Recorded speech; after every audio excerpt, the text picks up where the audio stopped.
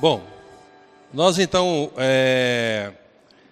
nós paramos ali em Moçambique, né? Então assim, só para fechar isso aí, é que nós estamos no momento ímpar, onde tem várias igrejas presbiterianas ao redor do mundo, e como eu citei por último Moçambique e também Angola, que nós temos a parceria, nós estamos trabalhando juntos, são igrejas co-irmãs, então são possibilidades e oportunidades que a gente tem. Eu quero até agradecer a Deus, né, e louvar a Deus, porque o seminário tem essa porta aberta para receber aí os irmãos de Angola e também Moçambique. Tem de algum outro país aqui, além de Angola e Moçambique? Me parece que não, né? Então, é importante o investimento em oração, orar por essas igrejas, investir financeiramente, porque esses irmãos que estão sendo preparados aqui, ao retornarem para os seus países, eles serão referência para investir na próxima geração. Ok. Então, uma das parcerias estão aí, né? Falei Moçambique, também a Nova Zelândia. O Paraguai, a Nova Zelândia, nós mandamos o primeiro missionário para ajudar. Quem recebeu? Tem alguém que tem a assinatura da revista Alcance aqui? Então, os irmãos, vocês lembram a revista Alcance que apareceu em Nova Zelândia? Consegue trazer na memória? Você vê que lá na fotografia tem uma igreja, se você trouxer na memória, tem uma igreja, aquela igreja está fechada, ela é somente como ponto turístico. É uma igreja presbiteriana, está lá só como ponto turístico. Né? Muito interessante. O Paraguai foi um dos primeiros trabalhos que a IPB começou, né? Na época da Junta de Missões Estrangeiras. Hoje existe a Igreja Presbiteriana do Paraguai, ela é uma igreja independente. Nós temos cooperado, cedendo alguns missionários para atuarem lá. E eles têm feito também alguns acordos de parceria com alguns presbitérios, levando pastores para atuarem no Paraguai. No Peru existem duas denominações, a Igreja Presbiteriana Reformada do Peru e a Igreja Presbiteriana Nacional do Peru. Elas estão trabalhando para a fusão, porque uma dá mais ênfase nos grandes centros e a outra dá mais no interior. Eu estava ouvindo um dos nossos missionários que lá está, o pastor José Yupanqui. Ele me disse que na região dele, em Ayacucho, entre os Quechuas, tem em torno de acho que 4 ou 5 igrejas que não tem pastor. É numa região onde surgiu o Sendeiro Luminoso. Eu não sei se alguns irmãos têm acompanhado um pouco desse aspecto político no país. Portugal, existe a Igreja Cristã Presbiteriana de Portugal. É interessante que, por até 2 anos atrás, essa igreja ela se mantinha através de um pastor português e 2 irmãos da Igreja Presbiteriana da PCA que estavam lá em Portugal como missionários. E eu lembro daquele período que eu falei assim, gente, quando esses irmãos saírem daqui, essas igrejas vão fechar as portas. Nós precisamos de olhar para Portugal. As igrejas lá variam de 15 membros, 20 membros, não passa disso aí. E aí, o que acontece? Já estava na aposentadoria desses irmãos e estavam praticamente 5 igrejas que estavam fechando, porque não tinham ninguém para tomar conta. E, recentemente, uma igreja batista, ela era como se fosse essa ala de cá, só que ela é um pouquinho mais comprida, ela estava fechada. E o pastor Batista, já aposentado, e ele estava um pouco triste o coração dele, porque ninguém ia dar continuidade para o trabalho. Aí ele conversou com um dos nossos missionários, o Luiz Fernando, entregou a chave, e graças a Deus, Deus levantou um missionário, o pastor Alain, junto com o Luiz Fernando. Essa igreja, então, ela está sendo revitalizada, ela reabriu, né? Então, hoje nós temos vários pastores, mas nesse ano nós estamos com uma vacância em uma igreja lá, que tem um templo, tem estrutura montadinha, né? Então, mas a gente tem essa cooperação na ajuda na parte de revitalização da igreja. Outra área que nós temos a parceria em Portugal é com o Instituto Bíblico Português, que equivale ao nosso seminário. Então, eles têm aí desafiado alguns brasileiros que tenham aí o perfil de mestrado ou doutorado, que possam contribuir para a formação de portugueses, né? No caso do Timor-Leste, uma pequena denominação, que é a Igreja Evangélica Presbiteriana de Timor-Leste, ajudamos na aquisição do terreno para a construção da igreja, ajudamos por um período também na formação dos pastores. Agora, especificamente nesse período, temos ajudado na parte da tradução da Bíblia. E Cuba, existe uma igreja em Cuba que é chamada Igreja Presbiteriana Reformada de Cuba. Como eu citei um pouco antes, essa Igreja Presbiteriana Reformada de Cuba, até antes da Revolução Cubana, ela era firme doutrinariamente. Mas quando houve a Revolução Cubana, né, com Che Guevara, com o Raul e com Fidel Castro, ela se inclinou, se aproximou mais do governo, desviou os seus propósitos. Hoje é uma igreja liberal, eles têm um templo muito grande, e dela saiu uma pequena denominação, que é a Igreja Cristã Reformada de Cuba. Essa Igreja Cristã Reformada de Cuba, ela está mais próxima a nós. Inclusive, um dos desafios que eles têm nos pedido, eles têm algumas matérias, alguns módulos, que no seminário deles não tem professor. Então, eles têm pedido que a gente mande professor que fale ou o espanhol ou que fale o inglês com fluência para ajudar na formação. E uma outra atividade que eles nos pediram, além da tradução de alguns materiais, é na parte de acampamentos. Na verdade, o acampamento dele é no perfil nosso de acampa dentro. Então, eles têm desafiado jovens e adolescentes, no período de julho, que queiram fazer um acampa dentro junto com os jovens da igreja. Hoje lá é muito normal o chamado casa-templo. O que é casa-templo? É uma casa que se aluga, aí eles fazem aquele puxado, e aí o puxado se torna um templo, né? A média que os pastores recebem em Cuba é em torno de $20, né, para a sobrevivência, né? Aqui são alguns lugares que nós estamos fazendo uma plantação de igreja. Aqui na Albânia, nós registramos na Albânia, foi uma fundação. Então, essa fundação ela tem um projeto social, como também tem um trabalho de plantação de igreja. E esse ano, nós estamos na Grande Tirana, que é a cidade, começando um trabalho de evangelização visando a plantação de igreja. A Bolívia também foi um dos primeiros trabalhos, o reverendo José João deve conhecer muito bem essa história. Atualmente, nós estamos somente em Porto Soares. E nesse momento, nessa semana, está chegando um candidato que foi lá fazer uma pesquisa para ver se a gente revitalize um trabalho que tem o templo, tem a estrutura física, mas não tem um pastor, não tem ninguém para tomar conta. E o outro desafio que nós temos é iniciar um trabalho de plantação de igreja na cidade de La Paz, que seria então a capital, né? O povos indígenas eu vou falar um pouquinho mais para frente. O Chile já falei. A Espanha é um dos trabalhos que mais tem crescido no continente europeu. Uma das coisas que eu tenho visto é que quando nós chegamos na Espanha, né, enquanto a PMT com os nossos colegas, existia lá uma igreja reformada da Espanha, uma pequena denominação. Tentamos aproximar dela, mas as coisas não avançaram muito e o nosso trabalho começou a avançar. Hoje nós temos trabalho de plantação de igreja em Torrelodones, temos em Getafe, em Madrid, em Sevilha. Agora em Sevilha adquirimos o primeiro templo, né? Deus abençoe e conseguimos adquirir o primeiro templo na Espanha. Estamos em Dom Benito, como também em Huelva, estamos em Málaga, que é um trabalho de plantação de igreja, e vamos iniciar outro em Almeria, e queremos também avançar para Barcelona. Então as oportunidades de trabalho é grande. E essa igreja que inicialmente que era reformada, ela está nos aproximando, ela quer fundir junto com a gente para engrossar a força do trabalho de plantação de igreja na Espanha, né?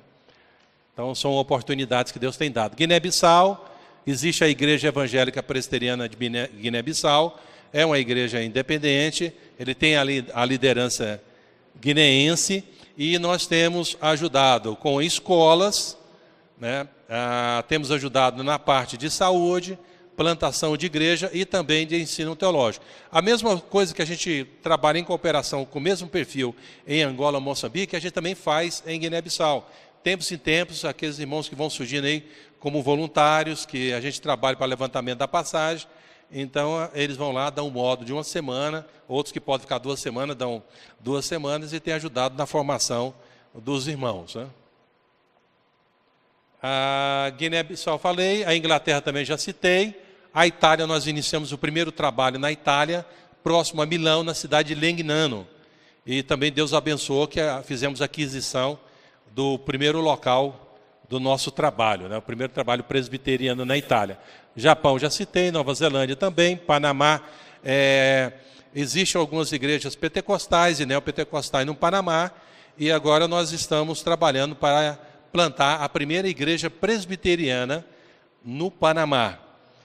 Começamos primeiro uma cidade próxima, Arejá, próxima à cidade do Panamá. É um trabalho ainda pequeno, e vamos agora, através do nosso missionário que lá está, plantar uma nova igreja presbiteriana no Panamá. E é interessante, irmão, quando fala assim, vai plantar uma igreja ou 2, mas você pensando na perspectiva de um país, é nada. A gente precisa plantar, saturar o país de novas igrejas. E ali pode ser estendido. Estamos orando para que Deus levante novos missionários que possam também ir para os países na redondeza.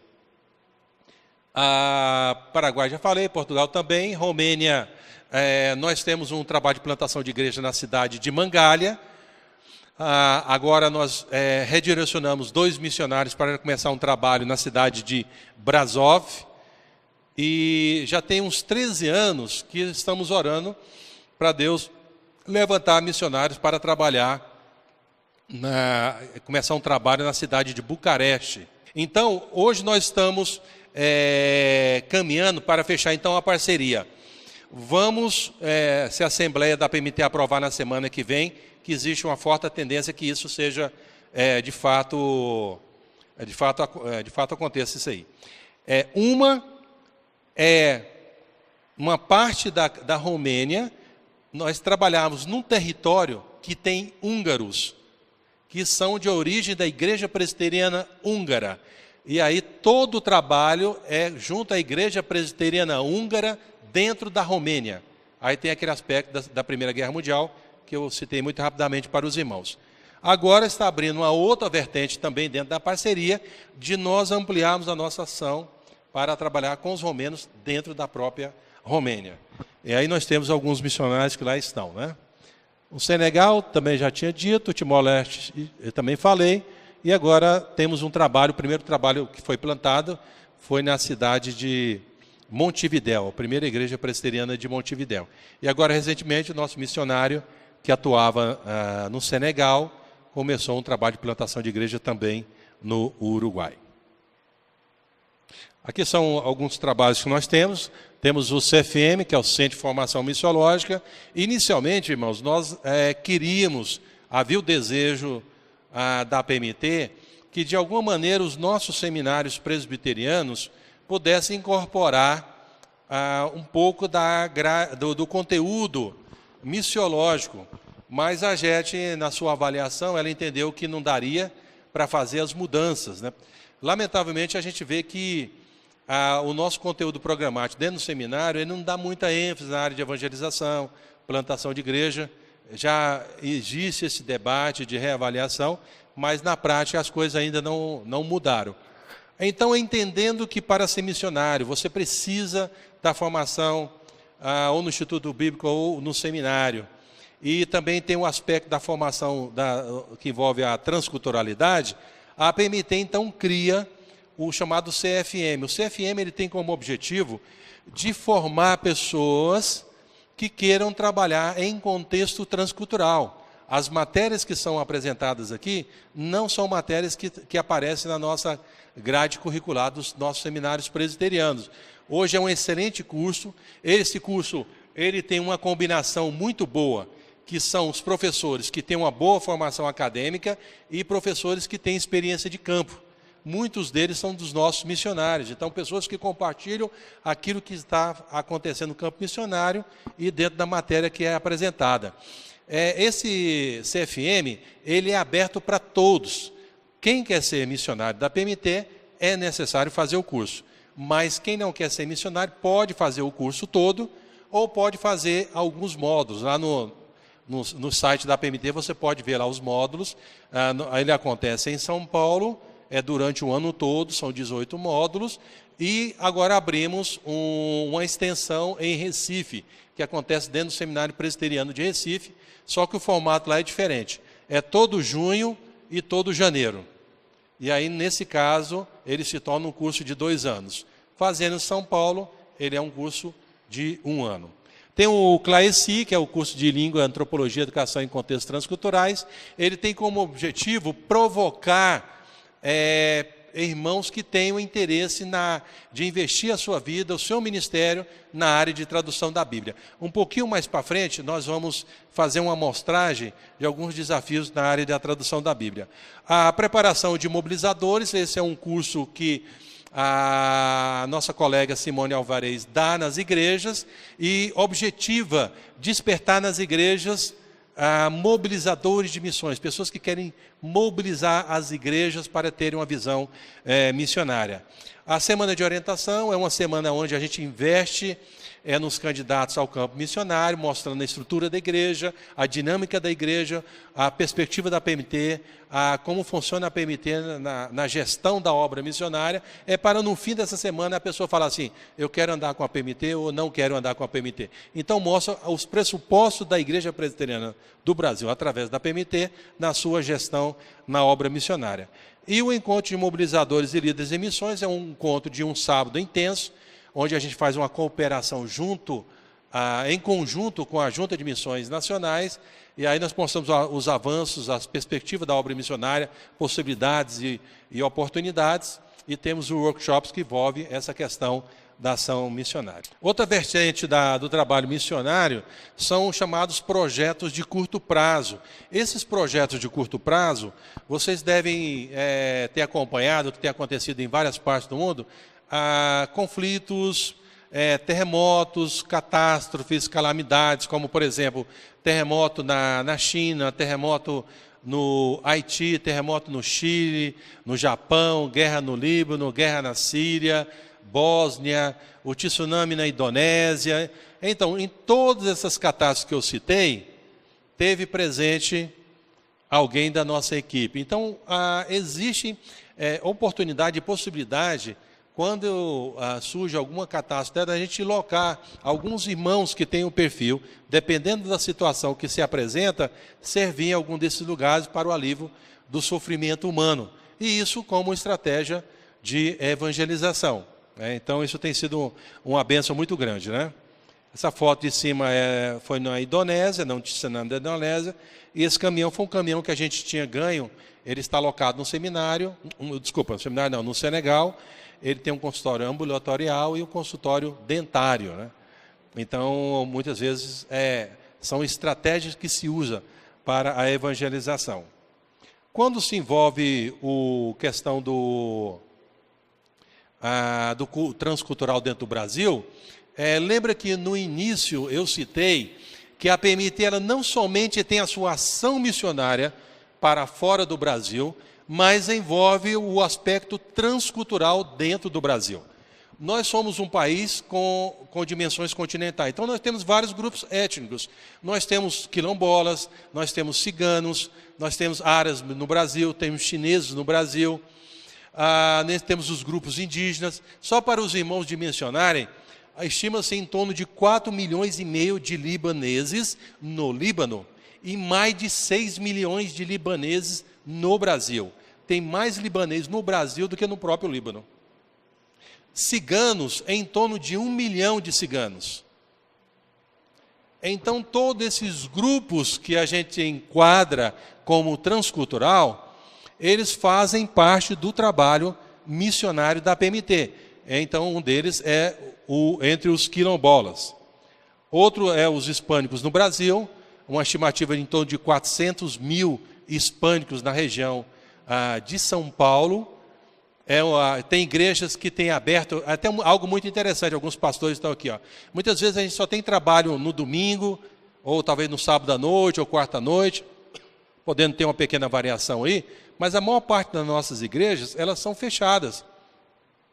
Então, de repente, eu não sei onde você está localizado, existem grupos que não fazem parte da cultura primária do Brasil, mas são outros grupos que convivem com a gente, são brasileiros, mas tem outros aspectos transculturais. Então, são possibilidades e oportunidades que Deus nos coloca para trabalhar. Hoje já tem algumas igrejas presbiterianas em São Paulo que têm alguns cultos em horários alternativos, que têm trabalhado, como, por exemplo, com os hispânicos. Na igreja presbiteriana em Cuiabá, ele já tem um trabalho lá, uma congregação só de haitianos, que são os imigrantes haitianos, né? Então, através do reverendo Marcos Sérgio, ele viu essa oportunidade, começou um trabalho, a igreja está investindo, e esse trabalho tem crescido a cada dia, né? Aí nós temos os ciganos, né? Hoje nós temos em torno de 1 milhão de ciganos. Esse aqui foi um dia do batismo, né? Esse aqui é o nosso missionário, o reverendo Reginaldo e a Leonor. Já foram batizados mais de 100 ciganos. A base do nosso missionário é na cidade de Caldas Novas, em Goiás. Ele trabalha a partir de lá, pega um pouco de Aragoiânia, né, no estado de Goiás. Agora, existem ciganos em outras regiões, em outras partes do Brasil, né? Mas esse é um trabalho que tem sido muito frutífero. Porque normalmente a gente olha para os ciganos, o que vem à nossa mente? É o que lê a mão, é o que tenta adivinhar a nossa história, é o ladrão, é o trapaceiro, mas também são alvos do amor de Deus. Deve ser o alvo de nós pregarmos o Evangelho. Então, hoje nós temos um desafio enorme de muitos trabalhos entre o contexto de ciganos que não tem ninguém para trabalhar. Eu lembro que o nosso missionário, o reverendo Reginaldo, logo no início, ele ainda aprendendo o contexto transcultural cigano, então, aos domingos ele fazia uma programação, fazia um culto, aí num dos domingos que ele foi lá, chegou lá, não tinha ninguém. Aí ele esqueceu de lembrar um detalhe muito simples, né? Que o cigano, hoje ele está aqui, amanhã ele está lá, né? O pessoal desmontou a barraca e foi embora. Então ele baseou em Caldas Novas e agora ele vai seguindo os ciganos, né? Que fica mais ou menos na redondeza. Eles vão mudando e ele vai atrás. E de lá surgiu um cigano que está se preparando no Instituto Bíblico Eduardo Landes para voltar e trabalhar com os ciganos, né? Você vê o que Deus está fazendo, né? Pessoal, dentro do próprio grupo ético, Deus está levantando pessoas para trabalhar com eles. Esse é um trabalho entre os hispânicos no Brasil. Nós temos uma missionária chamada Evânia. Ela trabalhou por 6 anos na China. Aí, pela internet, ela conheceu um seminarista. Seminarista é terrível, né? Aí, a minha missionária voltou para o Brasil. Missionária, não tira a missionária do campo, não, viu? Aliás, seminarista, não tira a missionária do campo, não. Mas, graças a Deus, Deus colocou no coração dele o desejo de servir num contexto missionário. Ele está se preparando e vai voltar para a China com ela, né? Graças a Deus por isso, né? Eu compartilho, como alguns irmãos pensam da mesma maneira, eu dou muito valor, viu, reverendo Luiz? Dou muito valor aos seminários. Que eu penso e creio que aqui está a fonte para nós fazermos uma mudança na próxima geração da nossa igreja. Eu acredito que na próxima geração, aquilo que Deus está dando como oportunidade de vocês ouvirem sobre a obra missionária, pode fazer uma mudança na nossa igreja para ser uma igreja que mais evangeliza, que mais planta igreja, que mais envia missionário, que tenha a cosmovisão do reino de Deus. Então, durante o ano, eu tenho feito o empenho para ir nos seminários para falar dos desafios da obra missionária. E diante desses desafios, e aqui fica para a instância dentro do seminário, junto com a Jurete e alguns outros irmãos da liderança do seminário, dialogar, quem sabe nós fazemos uma parceria, a PMT junto ao Seminário Presbiteriano de Belo Horizonte, para que possamos... Aí nós teríamos que ver a adequação regional e local do seminário, a estrutura e a dinâmica do seminário, para que o seminarista possa cooperar em alguns contextos transculturais enquanto está estudando no seminário. E quem sabe no momento oportuno, a gente possa depois conversar com mais detalhes, ver como a gente pode aproveitar enquanto o período de preparação atender algumas necessidades, não em campos de risco, né, que naturalmente a gente não mandaria isso, mas alguns campos que poderiam, de repente, contribuir, aperfeiçoar, amadurecer e apoiar alguns nossos missionários, né? E dentro dessa perspectiva, o Seminário Presbiteriano José Manuel da Conceição foi o primeiro seminário presbiteriano que fez uma parceria formal com a APMT. E com essa parceria formal, eles fizeram 2 projetos, um no Paraguai e outro em Angola. E nessa ida desse seminarista, tanto no Paraguai como Angola, já surgiu entre eles alguns que estão se preparando para ser missionários no Paraguai, como também em Angola. E essa irmã aqui, Eliana, ela se preparou no JMC em São Paulo, ela que foi a mentora da ideia, e hoje ela está trabalhando em Angola, junto à Igreja Presbiteriana de Angola. Uma irmã que se destacou. No período que ela estava estudando no seminário, ela foi considerada o melhor aluno do seminário. E Deus mudou muito a forma de ver. Então, eu já joguei a ideia para o reverendo Luiz aqui, no momento oportuno, reverendo, a gente vai dialogar, e fica então essa provocação da gente começar a fomentar dentro aqui do seminário essa ideia formal de começar a atender algumas necessidades. E queira Deus que nesse período que os irmãos estão atendendo alguma necessidade nas imediações aqui do Brasil, possam surgir aí pessoas vocacionadas para irem em outro campo missionário e transcultural. Então vocês arranque do dicionário de vocês, arranque de qualquer anotação que vocês tenham, a ideia que não existe campo missionário que está saturado. Isso não é verdade. Tem campo missionário. O que está faltando é pessoas dispostas que queiram servir onde Deus os enviar. Segundo o IBGE, entre os anos 2000 e 2010, o crescimento de muçulmanos no Brasil foi 29%. E o crescimento da população brasileira, 12,3%. Aqui está a maior concentração de muçulmanos no Brasil. Primeiro São Paulo, segundo Paraná, terceiro Rio Grande do Sul, quarto Rio de Janeiro e quinto Minas Gerais. Vocês têm acompanhado a onda imigratória no mundo e, naturalmente, o Brasil não está fora dele. No fundo, todos nós somos imigrantes. E é certo que uma revolução global da imigração, ela leva coisas boas e leva coisas ruins. E algo interessante que eu tenho observado é que a gente se fala tanto em confins da terra, para nós irmos aos confins da terra, nós estamos vivendo um momento interessante onde os confins da terra estão vindo a nós. Vocês já perceberam isso? Quantos países que são fechados ao Evangelho, quantos países nós temos dificuldade em enviar missionários e essas pessoas estão aqui, na nossa porta.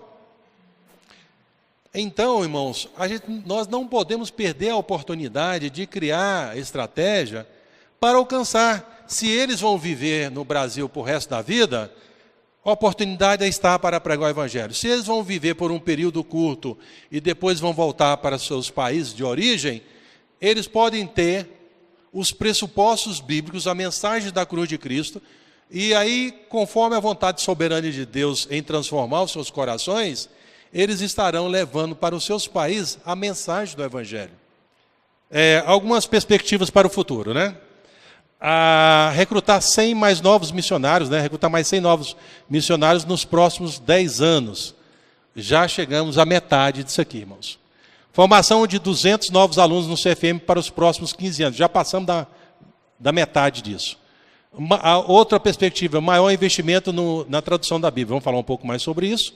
E fortalecimento e ampliação de ministérios indígenas no Brasil. São algumas perspectivas que temos e que temos avançado dentro dessas perspectivas. Eu queria mostrar esse dado aqui. Esse dado é da Wycliffe. A Wycliffe é uma das maiores tradutoras da Bíblia no mundo. Esse dado é de 2016, é um dado atualizado. Eu estive em reunião com todos os líderes da Wycliffe do mundo e eles me passaram esses dados. Então, vocês estão com a coisa novíssima. Das 7 bilhões de pessoas, línguas faladas no mundo, até então conhecidas, 7.097. Programa de tradução em andamento, 1.900. Parte da Bíblia ou parcial traduzida, 2.479. Possui a Bíblia completa, 636. Então, das 7.097 línguas, só tem 636 completas. Possui o Novo Testamento, 1.442, e porções das Escrituras, 843. Irmãos, eu gostaria de colocar um desafio para vocês aqui. Ore e coloque diante de Deus. Se você tem essa inclinação, nós estamos precisando de homens que precisam, aliás, que querem servir a Deus na área de tradução da Bíblia. A tradução da Bíblia, dependendo da língua, ela pode ter uma variação de 20 a 30 anos para traduzir uma língua. Muitas das línguas, elas são... Essa aqui é minha ou é sua? Obrigado.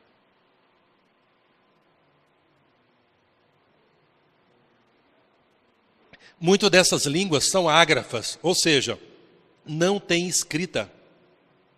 Então, em muitos lugares, para você fazer um trabalho para chegar no final da tradução, começa assim. Chega no lugar, a língua não é ágrafa.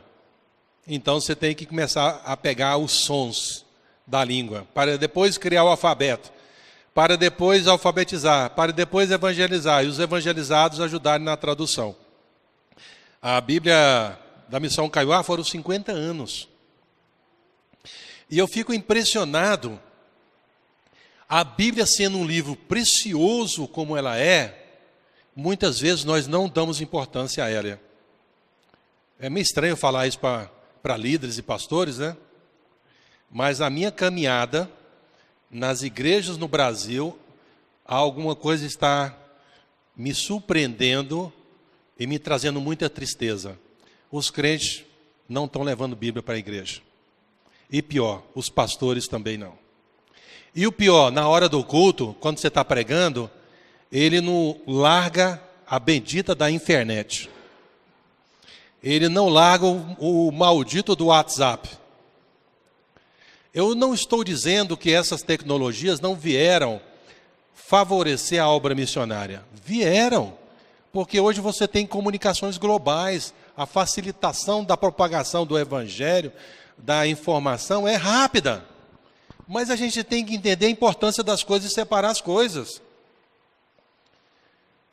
Eu defendo a tese que as igrejas hoje deveriam ter aquelas antenas para atrapalhar o sinal de celular, né?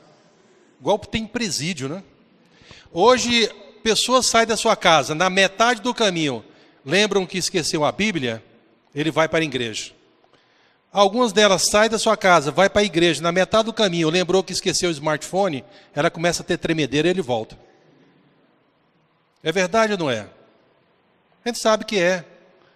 E muitos de nós, na hora da pregação, a gente não larga o smartphone. Aí alguns sempre tem uma desculpa, né? Não, mas eu estou vendo a Bíblia no smartphone. Deixa de ser pecador. Quando sobe aquela mensagenzinha do WhatsApp, você vai lá, você olha. Não é incomum, não, irmãos. Eu fico pensando o que Deus tem proporcionado a nós com o avanço da tecnologia, por que não usarmos essa tecnologia para anunciar a glória de Deus, a mensagem de Deus, a palavra de Deus? A gente vê Bíblia para tudo, né? Nós temos uma variedade, tem Bíblia para homem, para mulher, tem a Bíblia atualizada, corrigida, a Bíblia tinha, a Bíblia do pregador, a Bíblia de Genebra, a Bíblia de estudo, a Bíblia digital, enfim. E quando a gente olha um quadro como esse, das 7.097 línguas, somente 636, eu sou contrário, desculpem quem faz isso, mas eu sou contrário, num culto, você ficar projetando texto bíblico. Que aí cada vez mais vai afastar as pessoas da igreja, da Bíblia. Tem que estimular, as pessoas têm que folhear. Mas isso tem que começar do pastor, tem que começar do líder. E eu quero lançar esse desafio. Primeiro, você mudar a sua vida nesse aspecto, se você não mudou. A outra, orar para Deus levantar tradutores da Bíblia. Nós, como APMT, estamos orando para Deus levantar tradutores, porque a tradução da Bíblia ele se torna um projeto de vida. Você faz o seminário, você faz o curso transcultural, você aprende as técnicas, é bom o investimento e deve ter um bom investimento nas línguas originais. E certamente, tendo um projeto bom apresentado à PMT, nós vamos abraçar essa causa, porque nós queremos expandir a palavra de Deus em muitos lugares. Então, quando a gente vê quadro como esse, entristece. Muita coisa precisa se fazer. Ao invés de você ficar mandando muitas vezes a gente manda um monte de lixo para as pessoas, vamos começar a mandar textos bíblicos. Se a gente ama a Deus, a gente tem que colocar o amor que nós temos por Ele através dos meios de comunicação que está disponível. Chega na igreja, um momento de culto é o seu tempo com Deus. Deixa o telefone de lá, desligue. Ouve o que Deus tem para falar para você. Pregue, porque a pior coisa para um pregador é quando você está pregando e você sabe que a pessoa está olhando o smartphone. É uma ofensa, não somente a Deus, mas para aquele também que está pregando. É uma falta de respeito. Então a gente tem que valorizar. O tempo com Deus é o seu tempo com Deus. Desliga, né? E gasta tempo com a Bíblia. Vamos investir.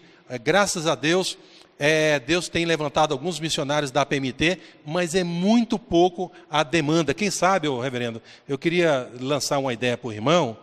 A algum momento o seminário possa promover aqui uma conferência que mostre esse aspecto da tradução da Bíblia.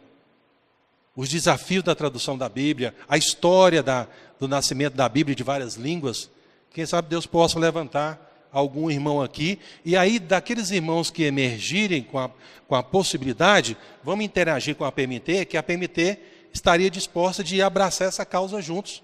Eu creio que essa é uma boa causa que o Seminário de Belo Horizonte, por exemplo, pode abraçar junto com a PMT, na parte da tradução. Nós temos muitos missionários bons que poderiam dar palestras aqui, como, por exemplo, o reverendo Norval, que é missionário da PMT, que é um linguista, é um cara de muita capacidade.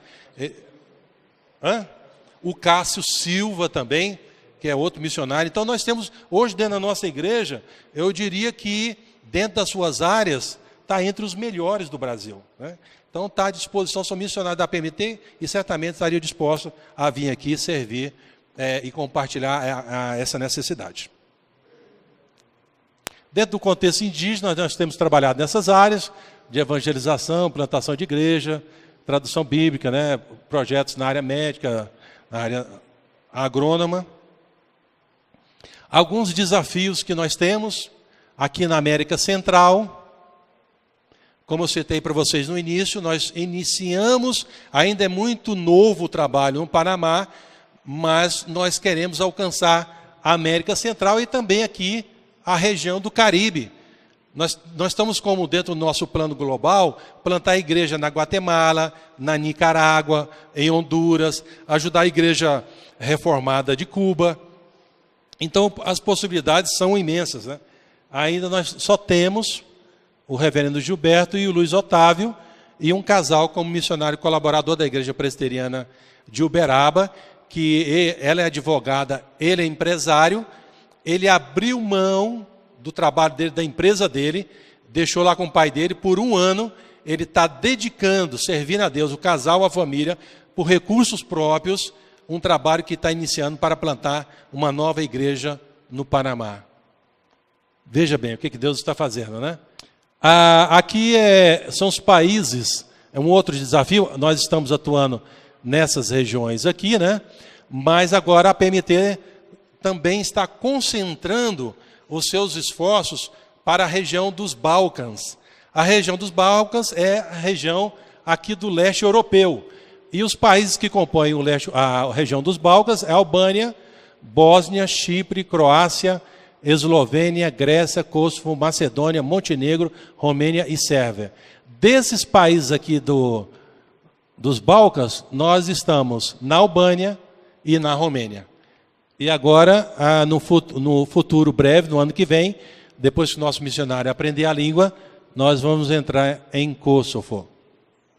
Então, esses aqui são países que nós queremos entrar, além dos países nórdicos, né? aqui que pega aqui já na fronteira da Rússia, né? Então, esse aqui é um desafio, estamos orando, desse país, somente 2 países que estamos alcançando. Eles precisam de perfil de pessoas na área de plantação de igreja, na área de revitalização, na área de formação teológica. Tem poucos irmãos e pequenas igrejas.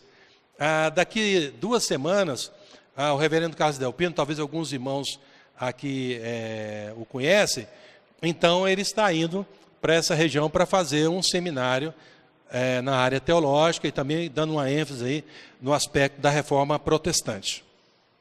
Eu gosto muito dessa frase, que é do Charles Sturt, que diz o seguinte: se Jesus é Deus e morreu por mim, nenhum sacrifício será tão grande que eu não possa fazer por ele.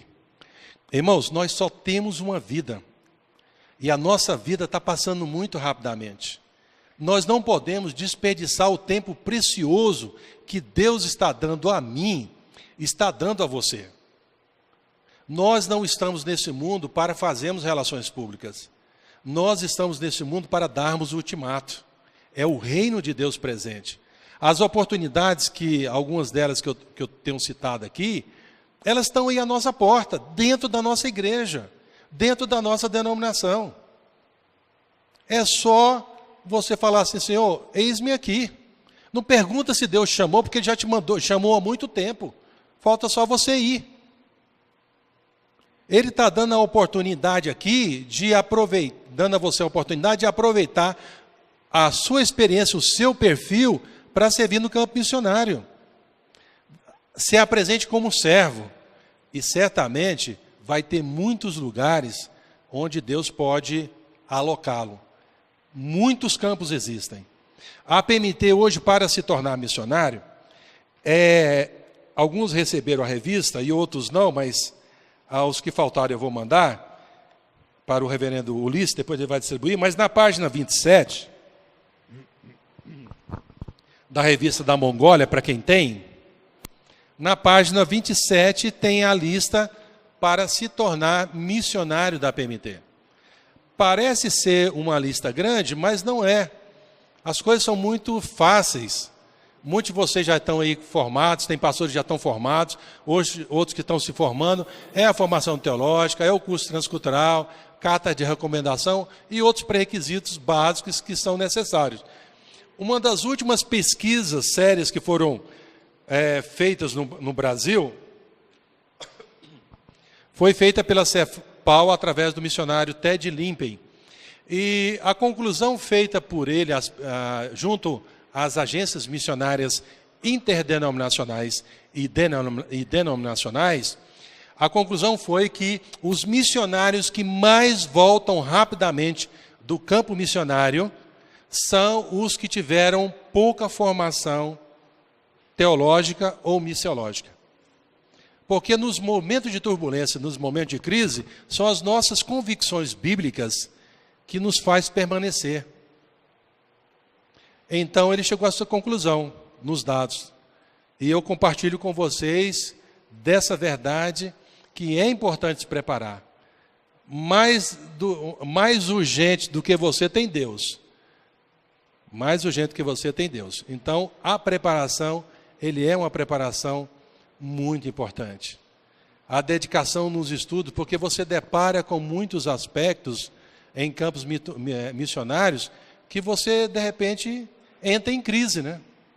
É até os missionários que deixam de ser missionários, que até deixam de ser crente, ou mudam suas convicções doutrinárias por causa de não a compreensão do que ele crê e da motivação de ir para o campo missionário. Nós temos tido, nós estamos vivendo um momento muito interessante. Quando você olha... Obrigado pela água, irmão.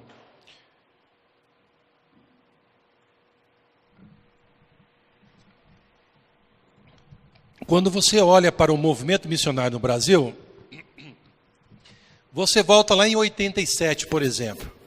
Aconteceu aqui no Brasil um grande congresso internacional com o nome Comiban, Cooperação Missionária Ibero-Americana. Naquele evento, eu estive participando da equipe, nós tivemos mais de 5.000 congressistas de mais de 60 nacionalidades. E naquele período houve começaram a surgir no movimento missionário brasileiro muitas agências missionárias interdenominacionais, porque as denominacionais não faziam. Então surgiram, por exemplo, aqui no Brasil, a Missão Antioquia, a Missão Amém, a Missão A Paz, entre outras. E depois foram surgindo. E muitas delas começaram a dar um grande avanço na obra missionária dentro do Brasil e também fora dele. E aí o Brasil começou a ser visto como um celeiro de missionários. Mas nós estamos vivendo um momento onde Deus está fazendo algo diferente. Nós estamos observando e vendo e constatando que as agências missionárias denominacionais, elas estão começando a surgir e investindo agora para o avanço da obra missionária.